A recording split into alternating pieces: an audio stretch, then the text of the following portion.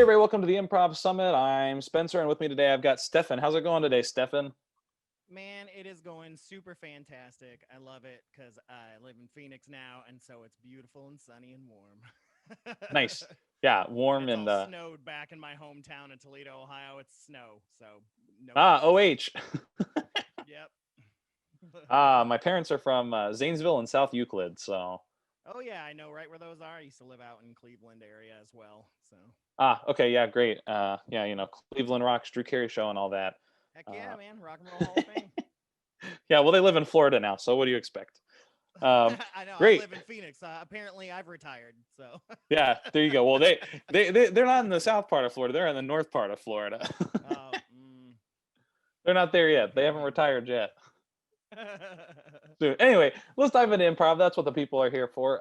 Tell me about your Mhm. improv background.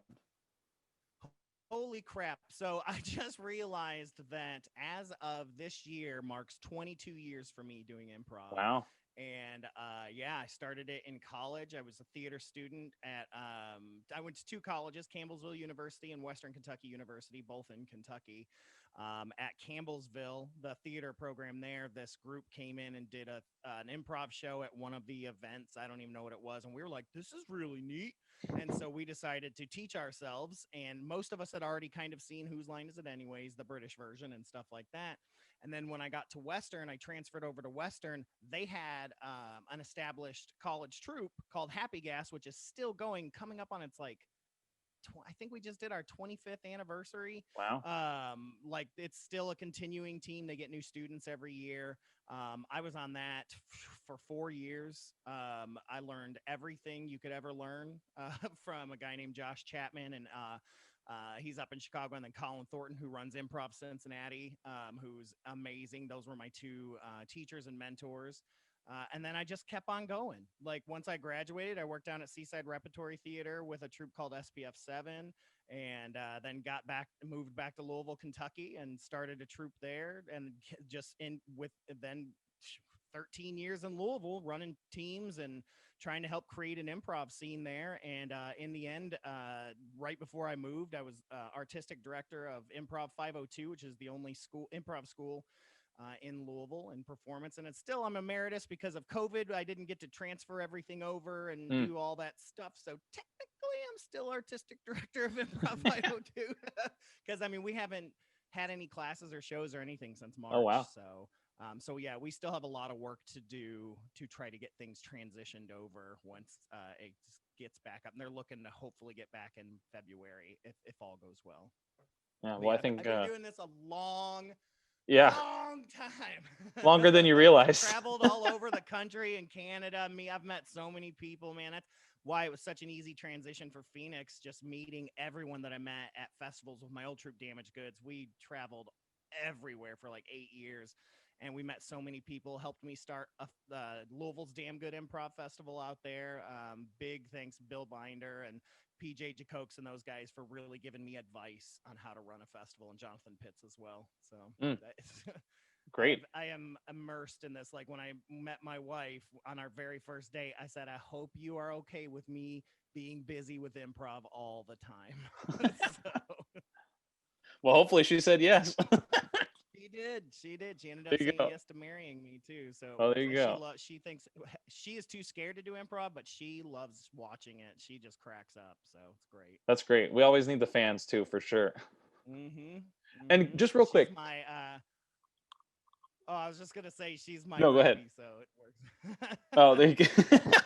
Yeah, a groupie, a roadie, maybe. I was just Mm-hmm. gonna say real quick again. Can you pronounce that city in Kentucky that you keep saying? Louisville. Yeah, I just want to point that out to the audience. It's not Louisville, Kentucky at Oh all. no, no, So no. there's It actually can no, be Louisville. It can yeah, be but Louisville. there's no It s. can.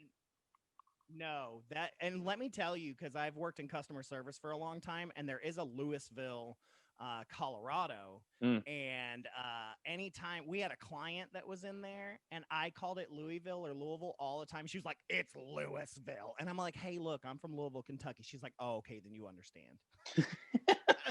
Then you get the pass. That's it. You Yeah, get the whole yeah, pass. because she knows that I have to correct people all the time too. So. Yeah. So keep in mind, there's a an East Coast South kind of area, and there's also a West Coast version of all these Oh, cities. right, exactly. Great. Ugh. Yeah, thanks for being here. I'm just gonna dive into some questions. Some are hard hitters and some are really easy to answer. So just answer what you want. Don't answer what you don't want. Um, First My question. kind of test. Yeah. Perfect. First real question, I guess. What drew you to improv? Like, why? What inspired you to start taking improv? I know you talked a little bit about it with college, but then Yeah. why did you keep doing it? Well, you know, I always told stories when I was a kid. I was obsessed with Superman when I was a kid, and I used to tell all my friends that I knew him. And so I used to tell all these stories about how I knew Superman and stuff like that, and that I used to fly on his back. He'd like let me sit on his back while he flew, and all kinds. I used to make up stories about stuff like that. I was also kind of had an abusive childhood, and comedy kind of became my way to deal and cope. Because I liked the way laughing made me feel better than crying. Sorry for the Mm, sad moment. But that kind of became my thing, and so I loved just riffing. And my uncle Bill, who lived with us a lot. He's a big riffer, and he even tells me, like, now that I'm older, he's like, Stefan, I gotta say, you're probably the second funniest person I know. And I'm like, mm, well, who's the first, Uncle Bill? And he says, well, me. And yeah. so this is the guy that I got most of my humor from, is my Uncle Bill, who is just a living farce. To the fact that he is older than 50 years old and still alive, we're all wondering. And he gets mad because every time he like hits like a big age number, everybody's like, oh my God, I can't believe you made it to 50. He's like, I wish people would stop saying that to me. Like, every 10 years, like, somebody will say that to him. We say it to him. But yeah, that was my thing. And so I just love to make people laugh. And so like I said, home was kind of abusive. So abusers, getting them to laugh was kind of a way to get out of stuff sometimes. You know, being in school was hard socially and stuff like that, because I went to a Catholic school, but I was Mm, obviously the 10-cent lunch kid. And so, you know, everybody knew it. And so that mm, was kind of the mhm, way that I kind of mixed in and things like that. And same thing got me through when I moved to Kentucky in high school. That helped me make friends. I found that making people laugh made friends, and doing characters and all that. And I thought theater was the way to go because I didn't really know about improv. So I got into theater, and then theater led me to improv. And, you know, I love them both equally. So, in fact, they are kind of the same. So, yeah. Improv is theater. It really is. yeah. I mean, Different how branch many? I of it. can't. We've done so many improvised plays, dramatic ones, musicals, comedy ones. I love them. I love it all. Mm, yeah, that's I Give think me a well script people too. I'll do a script. yeah, well there's even like scripted improv, like where not scripted improv, yeah, scripted improv. That's not what it is. It's structured improv. That's what it is. Where Yeah. you get the Well, beats, but then you make up all the lines and all the dialogues and all right. the characters. Exactly. And Yeah. there can be scripted improv too, where you get like an opening scene and then you continue that scene. So like Mm, you memorize 5 or 6 lines a piece and then you continue it on. yeah, So true. There's so you gotta much. memorize. Yeah, right. Which actually leads me into my Well, next question. Oh, go oh, ahead. okay, yeah. No, go Oh, I ahead. was just gonna say, I also recently discovered I have adult ADHD, and Ah, I think I have the same which thing actually. also, yes, and she told me that I am not the first improviser that has told her that they have ADHD, because she's worked around the country, and she said, yeah, that's why you're so good at improv. Because at first I was like, oh, I wonder if the ADHD helps me with improv. And she's like, no, it is why you can do improv so well, because we think so fast already and can jump from point to point to point to point. Mm-hmm. And we look at things in a broad picture so we can see the whole story, you know? So it's interesting. And that ADHD, sure, boy, that explained a lot. Yeah, that actually just kind of like it's how I analyze improv too. I feel like I come from an analytical brain because I do know details, but I also see big picture. So it frustrates me because I feel like half the time I'm battling both. But I've learned that like Yeah. I can do a scene or whatever, but I like live for being on the sidelines, like ready to edit, ready to set Oh, up a yeah. scenario for a character, like ready to find that button, ready to pull those lights. Like that's where I thrive because my brain Yeah. is just constantly like, oh, this, oh, I could bring this character back into this situation. Oh, I could do this. Oh, and I start thinking of this, like, especially if I'm doing a Herald, I'm not. Yeah. I'm thinking about everyone's like trying to jump on stage to do a scene, and people are like do a scene. I'm like, I don't know, just pull me out. I'm trying to figure out other stuff. Like if you pull me out to do a scene, Well, I'll do it. But I'm ready to. that's why I do well with short form as well. Like I'm there. I'm my brain's already going. Hmm. I was always that kid that always volunteered. I never cared. I'll do now. I've even told people today, I'm like, I give me an improv jam with somebody that's never done it. Let them negate the hell out of me because I will yes and the shit out of them and we will have the most amazing, quirky, weird scene you will ever see in your life. And that took 20 years to get there, you know what I mean? Sure. But I realized it's just that letting go, that shutting up and listening and reacting. It doesn't matter who you're on stage with, you'll make it work. Even a Mm-hmm. quiet person, I'll just talk. Hmm. So what do you want? Yeah, that's great. Kind of leading into this, we kind of segued off, but I'm going to segue back, and that's my segue is saying I have a segue. Mhm. Um, there are so many different types of improv. As we've already mentioned, we've talked about all the different kinds you've done, all these different ways of doing improv. Are there any particular types of improv, and whether that's long form, short form, or like genre, musical, semi-scripted, scripted, improvised, structured, whatever it is, types of improv? And as someone who's done short form, do you have any specific games that you like when you're playing short form, or any warm-up games that you do to really feel like you're getting in the zone for improv? I know that's a lot of questions, but favorite Sure. types of improv and games. Yeah, I love all improv. Don't get me wrong. Musical improv is my favorite. I have a Mhm. musical theater degree. Musical is my background. Damaged Goods, though, the group that I was in with for 8 years that we traveled and stuff, we were a three-piece, and we did short form only. We would do 2-hour shows at home of short form. We had the best time, but we all loved music. But Louisville did not have any musical improvisers at the time, and so we had no pianist. We had nothing like that. So Mm, anything musical we had to do, we did a cappella, and we learned barbershop together. mm. um, while you're making it up, we learned how to harmonize and listen to each other, and we even did my favorite game. We had another name for it. We've been broke up for like 2 years now, so you have to bear with me, but we had a It's all game. good. I'm just going to call it improvised quartet. Sure. And there was only 3 of us. That was kind of the joke. But we would literally sing a song together at the same time using barbershop harmonies. And it was the most fun, because we knew that either Parker or myself was going to sing melody, and then Parker and myself or was going to take the top because Rocky was always the baritone. And so, we could just sit there and we would just, one person would kind of lead, the rest would follow, and then we would tap. We had these like tapping moves. So I could tap Parker and say, all right, you take the lead and you start making up the words. And we all just followed each other. But we got so good with it after like 2-3 years, it was no longer the we are Mm, singing how it gets in improv, but it was right. we are singing songs together, blah, blah, blah. I mean, it was just Yeah. in this beautiful harmony. And so that's what we would get to festivals and stuff, and people would lose their minds because they'd never seen this like a cappella, like and we would do Broadway or Tony Awards, where Mm, we had to make up songs. One person's on the side saying, "Oh, Tony Awards." Well, there was two solos, and then the one was the two people at the end. We would sing together, so we'd sing this duet, and then we would find parts where we would sing together and harmonize, and then it was just crazy, man. Like well, I miss even those guys then, so much. like what's crazy is because I have a degree in music too, so like I think people underestimate how difficult it is, one, to Mhm. sing improvise, but to sing without accompaniment, and staying in a relative pitch, staying on pitch Yes, is pitch and very rhythm. difficult.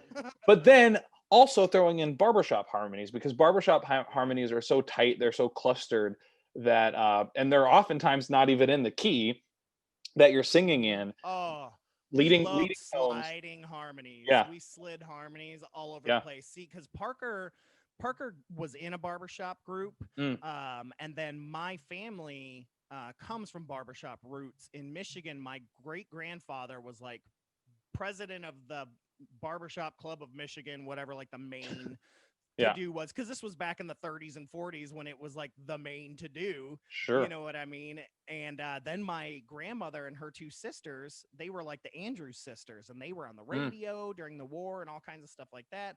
So I had that background too, and Rocky was just like, sure, I'll figure it out. mhm. Mhm. This Well, is it's also fun. it yeah, it's and it's also interesting because barbershop quartets are quartets for a reason because they're so specifically written. But then Mhm. doing it as a trio is a challenge because you're improvising how to do a quartet with three parts, which is Mhm. also quite interesting. So just throwing that out there for those who are watching or listening, that it might sound easy, but it's a lot more difficult than you think it is. But it's Oh also no, this quite was fun. not. Yeah, we didn't just put it on stage. It's one of the few things that we rehearsed a lot because after Mm-hmm. we were together 8 years. Though Parker and I were in another troupe together for 2 years before that. Um, after like 3 years, we never rehearsed anymore. I mean, it's just hand us the game, tell us the rules, we'll go do it. Because we rehearsed other things. We made sure that our group mind was the key there. But that music thing, though, that was the thing we rehearsed. We were like, we got to figure out how to harmonize together on stage because we don't just want to be another short form team because short form teams, especially 10 years ago, had kind of a bad rep at festivals and stuff. We were literally like the only short form team at festivals. And in fact, like festivals would be like, normally we don't usually have short form teams, Mm-hmm. but there's just something special about your guys' tape, so we want to see. And then people would get done, they're like, oh my God, what kind of form was that? And we're like, short form. And they're like, not like anything I've seen. Like, And yeah, I'm like, you can because make short form good, man. yeah, because people write it off. I I Yep. did I did long form first before I did short form.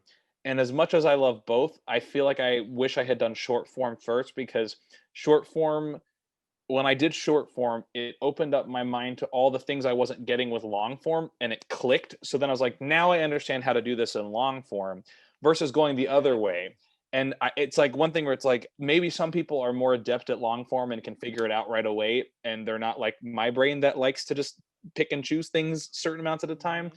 But having done short form after long form, I was like, I should have done short form first because now I understand. Now I understand improv. I'm good. I don't need to take any Well, classes what anymore. they No, do, just they kidding. But complement each other. They very much complement each other because absolutely. learning long form teaches you how to be more theatrical and do better scene work in short form.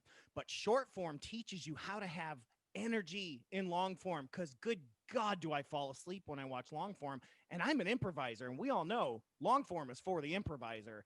Audiences are not as big on long form. My dad, oh my Hmm. God, he hates long form. Whenever he's come to festivals to see, like when we were up in Detroit, because he's from Toledo, my dad loud and brash, Ohio Yankee all the Hmm. way. And he had to watch two long form troops before he got to see ours. He's like, when are we going to get something that's going to make me laugh? God, I'm going to need another beer to get through this schlong form. I'm like, oh my Oh, God, Dad, what are you doing? But that's my dad. My dad's classic old school, short attention span. yeah. You know, Sounds about right. when he finally saw us do a long form, he was like, but then he got done. He's like, "Oh, well, that's different than anything I've ever seen." I'm like, "Well, it's because we put energy into it. You got to make. You still got to have energy into the Oh, damn thing. yeah, You can still have short form moments. That's where that play the game comes into it. You know." for sure.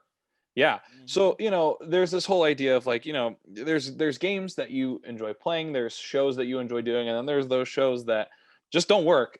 Sometimes you just have an off night or whatever.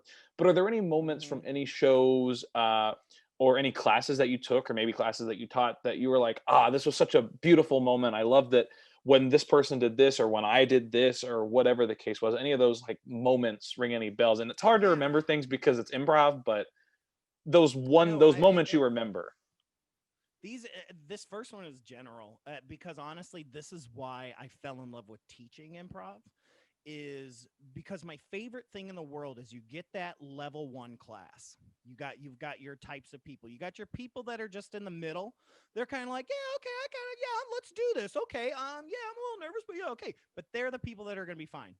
But it's the people on the other ends that are the struggle buses. Let's start with the one over here is the funny guy at work that's like, oh, you should take improv classes, Johnny, because you're so funny. And Johnny's like, yeah, I'm fucking hilarious, right? Mhm. So like, and he thinks that he's already funny. He comes in there, he's got his frat boy humor, he's just dropping sex jokes left and right. He's not listening to anything that you're teaching because he already feels like he knows what he's doing.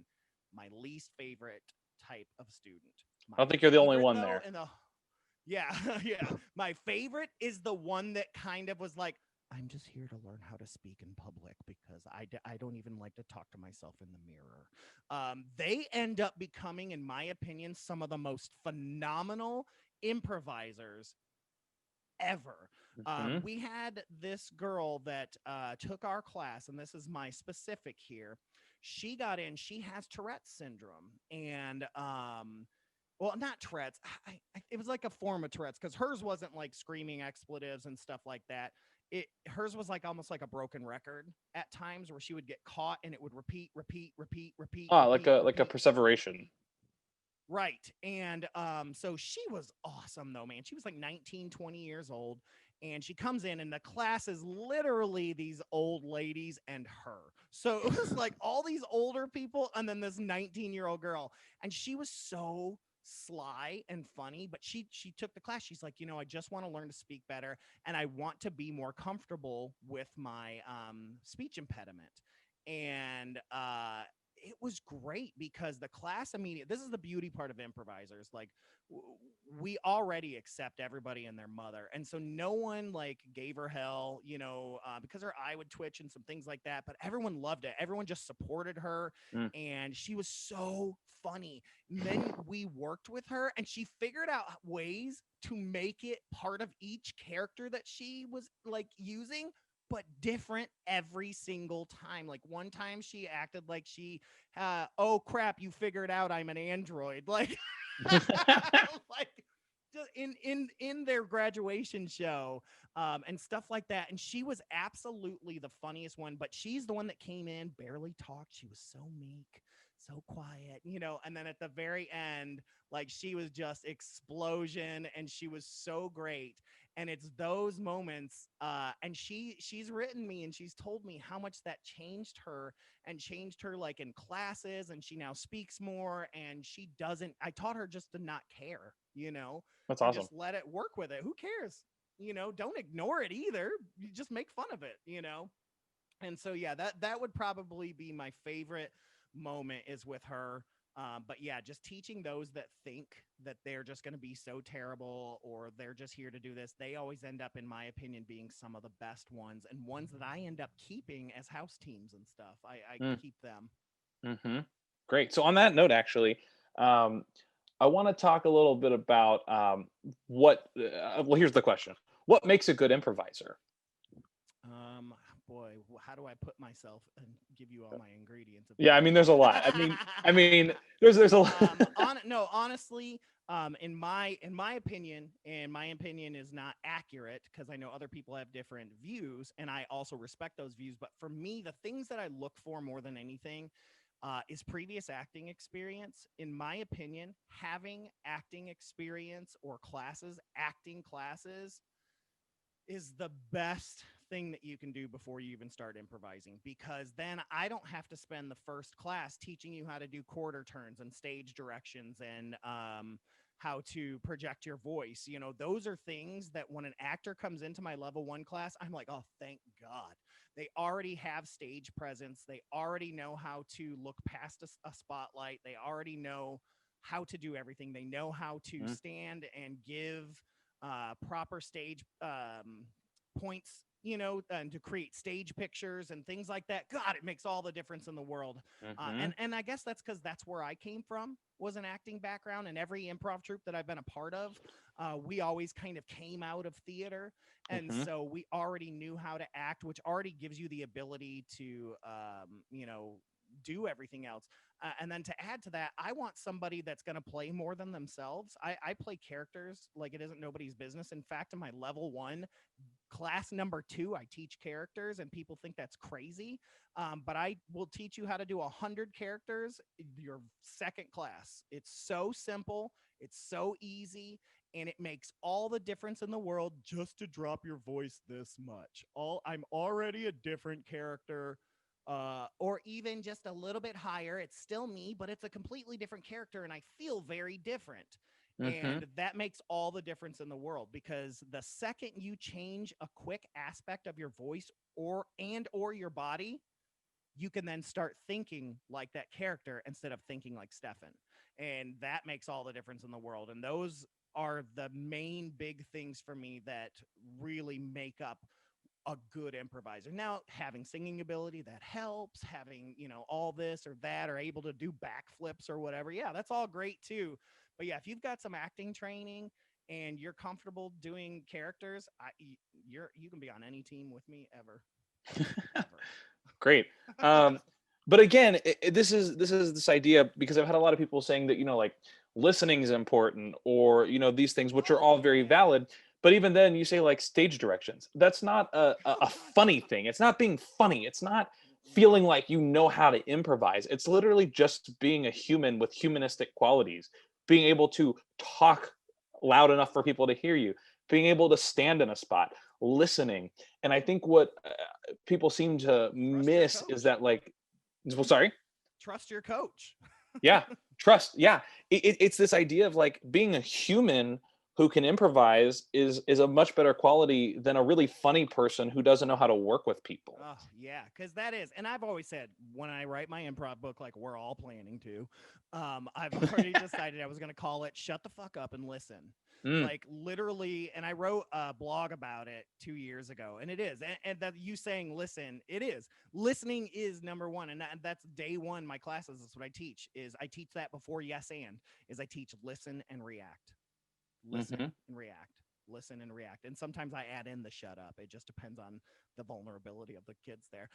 sure. But yeah, and Right. be vulnerable. That's the other thing, is be vulnerable. Let just stop caring like what people are gonna think. I mean, and it's so hard. And I know I'm 22 years in, so I forget my first years of doing improv now, that I was hmm nervous and I was scared, because now I just don't care. I forget the audience is there. Parker from Damaged Goods, before every single show, he would look at us when we were backstage getting ready to go on. He would say, let's make them laugh. Let's have a good time. Or he'd say, let's have a good time. Let's make them laugh. But most of all, let's make us laugh. Mm. And that's what we did. We never really, really worried about the audience. We made each other laugh. Like that's what we did. And of course, you want to stay away from inside jokes. That's a different type Sure. of making each other laugh. Though, if you're quick and smart enough, you can make them think it's their inside joke too, which is extra fun. I love that. Yeah, it's all about having fun, which I think people also sometimes forget. Yes, Is it's just have they fun. do. Do it for yourself. Do it because you want to do it. Mhm. Don't do it because you have to Correct. do it. Laughing is great. Every time you laugh, you add seconds onto your life. So keep laughing. Go out there, and who cares? Be a Jimmy Fallon. Who cares? Break on stage. No one gives a shit. You're not doing Shakespeare. You're doing improv. That's what I always say. It's like you can get away with anything in improv. Stand up, you can't. Right? Because they hmm know it's scripted. They know that you've practiced this. But improv, they know that you're making it up. And so they let everything go. That's why, like, when you do get a heckler at an improv show, even the audience is like, what? This doesn't even make sense. Yeah. Oh yeah. Oh, oh yeah, I'm sure she did that. Okay, we're making this up. Like, you want to come? I usually just be like, you want to come join us? Why don't you come and do this? They're like, oh, Oh no, no, yeah. no, no, no, I'm good. Oh no. And yeah, and that's the thing. And so the audience, because that's the beauty of the audience, is that they're improvising with you in their heads. And that's why making those connections and yes and all of that works so hmm beautifully, is because then they're like, oh my god, I can do this too, because I thought he was going to end up taking the dragon and flying into the sunset too. Oh my god, I helped write this show. hmm Yeah, and when And it that's meets our what's beautiful expectations. about it. Yeah, when it meets our Mm-hmm. expectations, it's one of those things where it's like, it's like I'm sitting there and someone's like, it's like, do you want to marry me? And I'm like, oh, in this scene, I'm like, oh, if this person just said no, and then you watch it and they go no, you're like, oh, they did what I thought they were gonna do. Like, it meets our Yeah. expectations.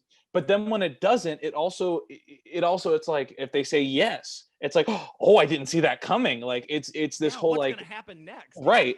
And it reminds me of this one like exercise that I did a lot when I was doing a couple of the training programs, where it's like, okay, I'm going to give you a topic.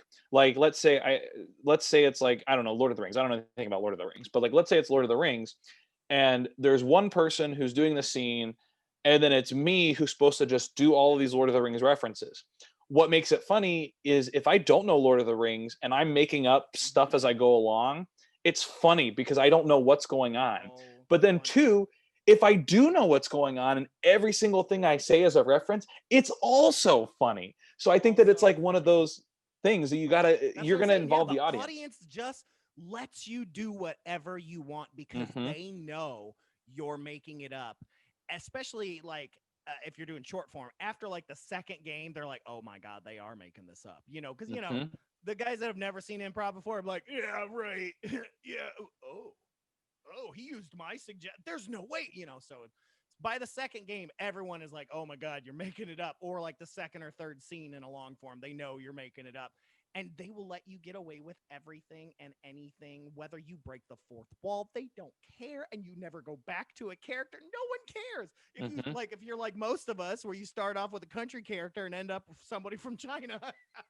They're like, okay, Yeah. Well, I he's don't know got about he's that, got but multiple personality disorders. yeah, oh yeah. Yeah, but so going off of that, again, not a great segue, but I'm gonna segue right into it. Like Paul Blart does in the Mall Cop movies, segues right into everything. Right. There's my dad joke of the day. Oh, I Uh, love dad jokes. oh, I do too. I'm sure that was not the first one today I did, but it's the first one I remember.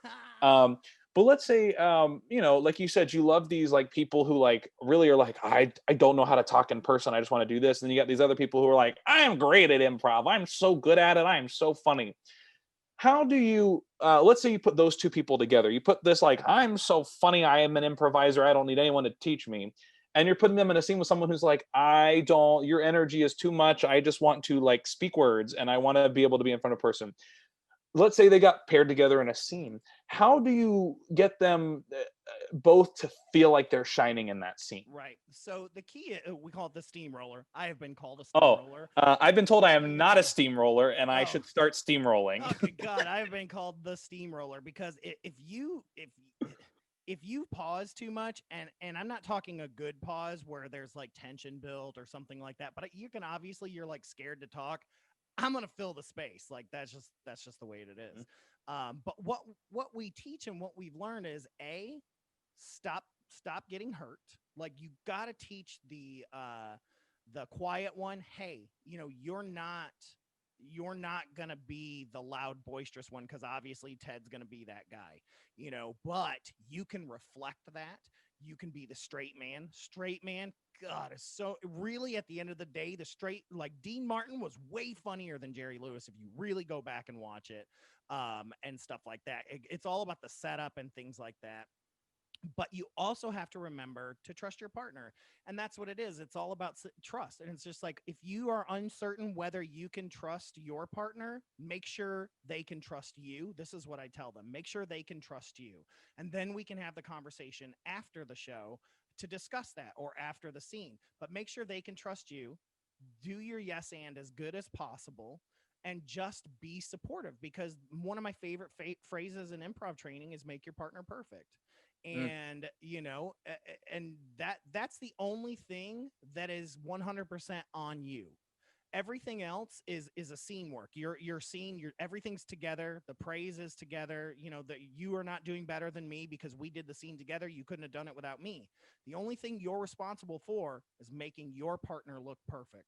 I love And that. that's what I tell them. And then we'll work with the crazy guy, to do the same thing, because there has to be trust. That's the beauty. When improv works, it works because there's trust. Hmm. You are not in your head if you're trusting your partner. I'll tell you that right now. Like, Hmm. if it, and it should be this, like, it's almost, I'm Wiccan, so it's like perfect love and perfect trust. That's improv. Like, so it's like, if I go Hmm. out there, I already know. I know my guy. I can trust my guys. Like, that's what a beautiful, like, when you have a team that's not house teams or whatever, like Damaged Goods, how three of us were together 8 years. I mean, I could throw up in the bathroom and run out on stage and still know that whatever just happened was going to be amazing. Like, Hmm.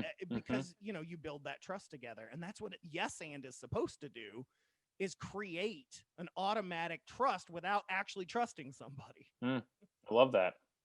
Now, again, we've been doing this improv summit. The reason I'm doing it is based on a question that I get from a lot of people. So I'm going to ask you this one. The one I've been prepping you for this whole time is a lot of people ask me this question like, hey, Spencer, you do a lot of improv. Where should I take improv? And for me, it's such a loaded question because there's a lot that's involved in that answer. But what is something that you would say, like, what's a tidbit? What's a thought or like some advice you'd give if someone came up to you and said, Mhm. "Hey, Stefan, where should I take improv?" Absolutely. So, first of all, now is like the best time to be able to take improv. And I don't necessarily mean right now because COVID's kind of halted things back. But first of all, you got to take a look at where you're at. Okay. So let's say you're in a small town in Kentucky, in Eastern Kentucky. So the closest place to do improv is going to be Lexington, which is 3 hours away. There's no way you're going to go to Lexington, Kentucky for 3 hours a week, right? So you're like, well, can't do that. I can't seek that out. So then if you find yourself in a small area where there's no improv around, there are a ton of classes online. Like YouTube just has classes, but like I said, they now this is where COVID has made things amazing is that there are classes up the wazoo online via Zoom. The beauty of Zoom is you don't have to be in Phoenix to take a class that's happening in Phoenix. Hmm. For example, Amanda Roundtree down in Atlanta, Georgia, who's a good friend of mine, she teaches classes every week. And people from all over the country have started taking them.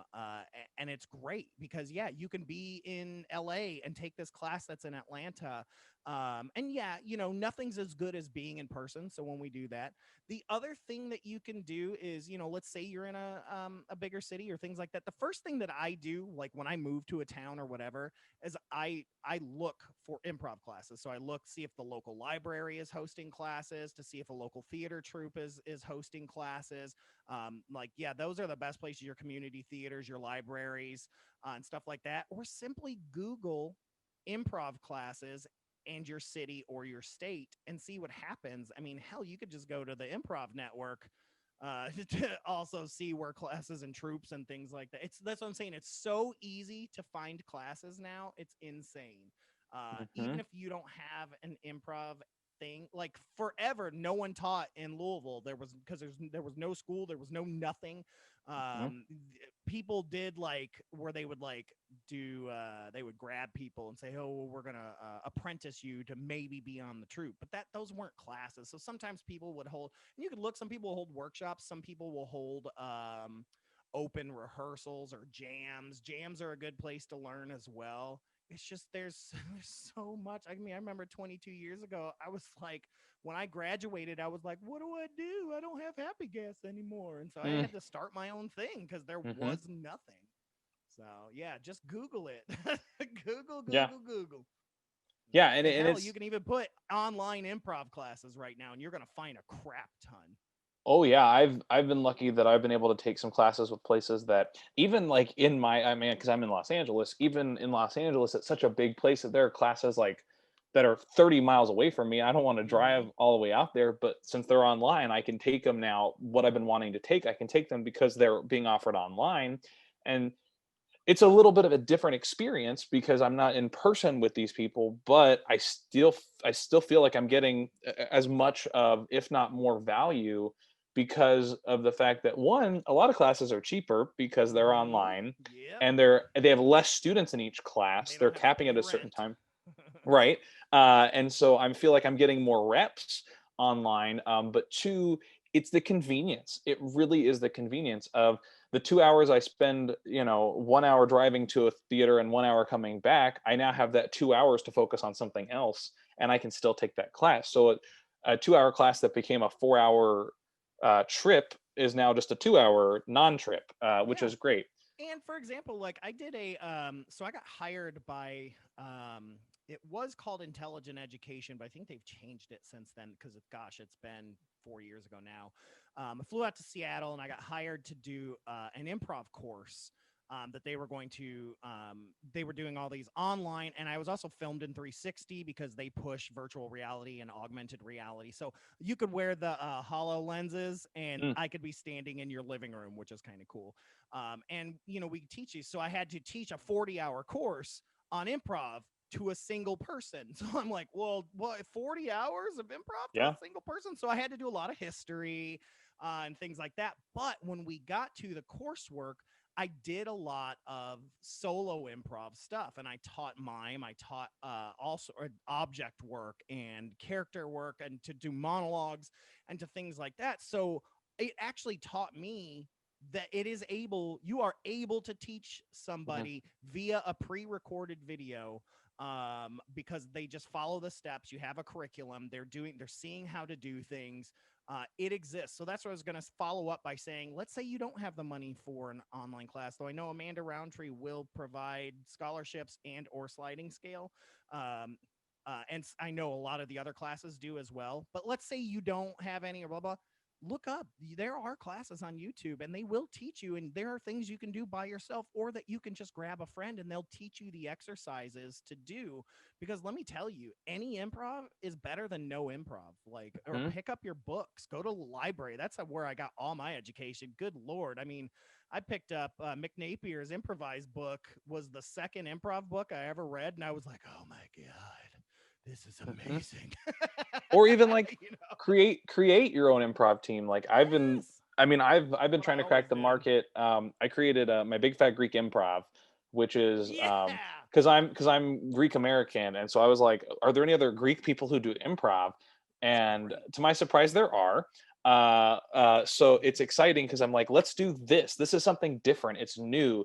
It's taking Yeah. Greek culture, Greek traditions, and throwing it into improv. So I was like, it's like taking the biography short form game and turning it into a long form event where we can do improv, but also teach about the culture of Greece. And so it's Oh like, yeah, my buddy Brad created, because he loved anime and he just wanted, so he created a team called Whose Line Is It Anime, and we were able to go to Comic Cons and things like that to perform these games that he created based off of anime. Mhm, I mean, there's one called Epic, which is super epic, and it's like two guys, they're in a scene, but the back line creates the epic music for the mm, fight scenes. That, mhm. but you know, in anime they're still talking through the whole fight scene, and it's incredible. Like, you've got, so you're doing essentially improvised jazz back in the back. Here's Mhm. acapella, which I helped teach them how to do all that and do instruments and stuff like that. It's just so much fun. Yeah, you can take a little nichey thing that you love and turn it into something. We had a full musical short form team called La La Awesome that was only short form music games. You That's know, awesome. this is Simeon, who is a board member of Improv 502. He's a piano player, so we finally did get our piano player for Improv 502. But he, Mm. man, we did all these musical improv games, and that's all we did because there was like a group of us that were old like musical theater nerds and just needed that because we didn't have time to do musicals anymore. Yeah, So. exactly.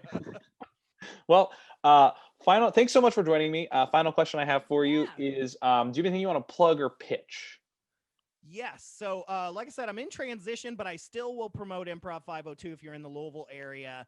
They're going to be getting things back up going soon. Improv502.com. In Phoenix, I'm out here. I'm going to be working with the Torch Theater, and that's thetorchtheater.com. But my big thing that I've been working on all through Corona are my podcasts. I have a paranormal podcast that is doing really, really, really well called Fearscape Paranormal Podcast. And then our horror podcast is not Fearscape. It's Misters of the Dark, paying homage to Elvira. Mm. It's two of us, so we're misters instead of mistresses. Both of these can be found at fearscapemedia.com. That's where we have our Fearscape Media Network, where we have a bunch of podcasts. So if you've got a cool, quirky podcast you're looking for a network, hit me up, fearscapemedia@gmail.com. We're always looking to add podcasts to our show, and we don't have any improv ones yet to the network, but it's a lot of fun. And so, yeah, check out fearscapemedia.com, but look for Fearscape and Misters of the Dark. Those are my babies. So it's fun. I love ghosts and stuff. And now I'm in Phoenix, so it's like Alien City out here. I've already Oh seen yeah, like 5 UFOs. I'm like, oh my God. It's yeah. There you nuts, go. man. I love it. I love it. Well, So I did say that was the last question I had for you, but I lied. I have another question for you. I'm gonna bonus spring question. something. I'm gonna spring something on you because All we right. definitely didn't talk about it prior. Um, but would you like to do an improv scene? Yo, yes, I would love to. Yes, and Yes, and let's get a suggestion. So I have this interesting website that I found one day because I was like, I don't want to give suggestions because it's hard for me to think of suggestions and also do a scene. So it's called canigeta.com, and it's got hyphens after Oh, each that's word. great. There's also a Um, good app called Suggestatron 9000, and it's oh, great for like rehearsals and stuff. We used it all the time. maybe I'll try that one next time because this Hmm. one, I think I've gone through all the words now. But anyway, um, there's options for a location, a relationship, or a word. So I'm gonna let you pick which type of suggestion we should get. Let's do relationship. All right.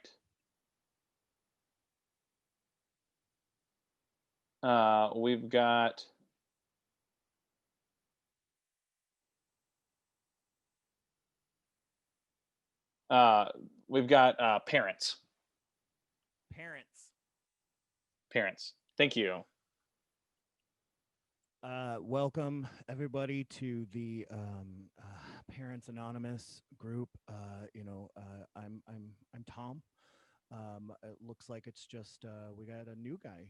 It looks like it's just me and you. Hey, Hey, I'm Zeke. hey, Zeke. Um, Oh wow, very cool name, Zeke. Thank you. Yeah, yeah. I had a dog named Ziggy. Uh, I Like don't know. Stardust, like Ziggy Stardust, like No, the like the Bowie. like no, he didn't hold hair very well, and so he's kind of like that little old comic strip. So we called him Ziggy. He was a rescue. Oh boy, don't take that the wrong way. I get really nervous when I say things wrong. My kids hate me, and sorry Zeke. I just yeah. It's okay. That's I. So that's why I'm here. So I'll tell you my story. My kids just I come from an abusive family. I mean my kids just beat the snot out of me every day. They call me wussy and weakling, and it's just not great.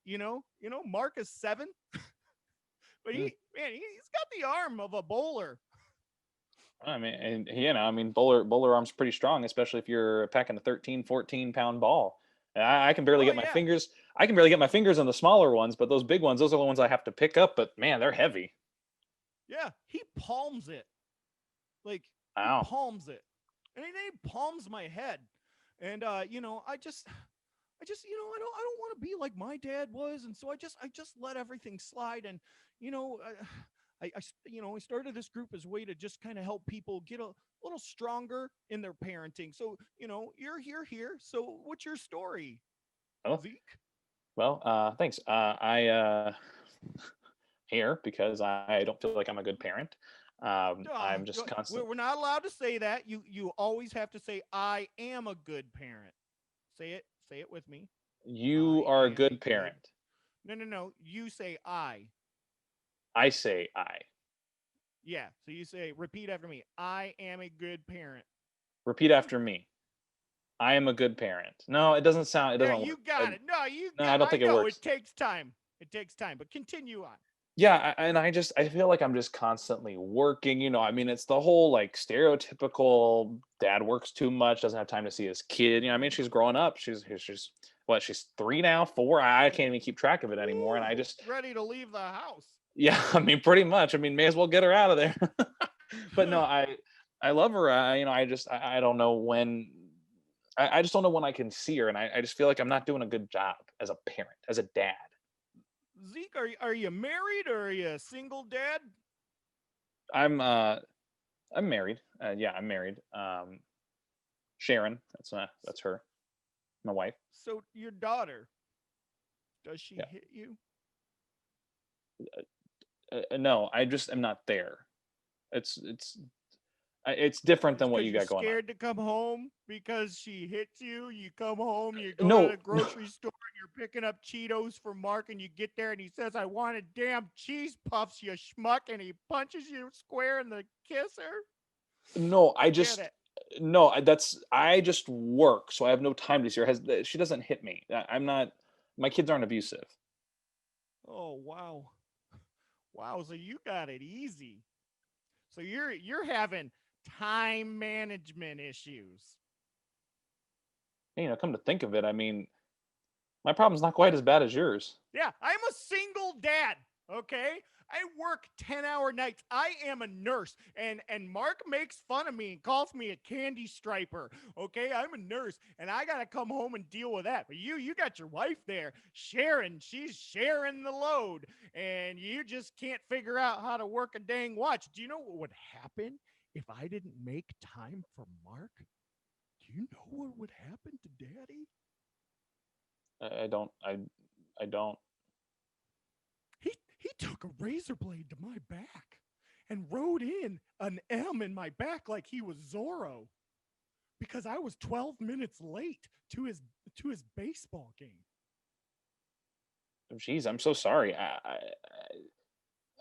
You know what? Actually, I'm sorry, but I also appreciate this because I feel like I really don't have any problems. So I think I don't need this parent anonymous thing anymore. You are a good dad. I am a good dad. I am a good dad. I love that. I love that saying. Yeah, it's great. And Thanks. you know, this happens every time. You know, it's been me and a new person every week, and then it's a new person. No one sticks around. You know, you guys got it made. It's fine. I will be here. I will always be here, Tom. Always. Because this is the only time I can get away from Mark. Yeah, okay, well, I don't know who Tom is. I'm Zeke. So I think you've just gone off the rails here. I told you, Jim. There's just so many It's people. no, go ahead, finish. I want to let you finish your Sorry, thought. Josh. I'm sorry. It's Zeke. I Josh used hasn't to even have a closed. dog named Ziggy. I know that. We're starting back from the Mark beginning killed now. Ziggy. Oh, you didn't tell me that. You know, I Yeah, think he I said think it I was an accident. yeah, I'm pretty sure it wasn't an accident. Actually, I know for a I'm a fact it good wasn't. dad. I'm a good dad.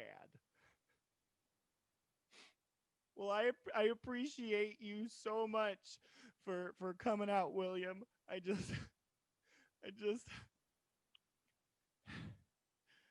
thanks. If you could call Adult Protective Services for me, that would be really great.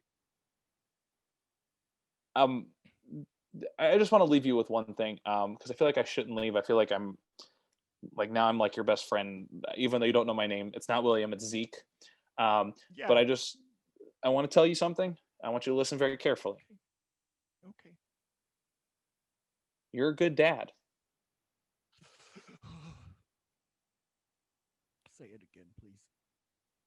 You're a good dad. I am a good dad. You sure are. I sure are.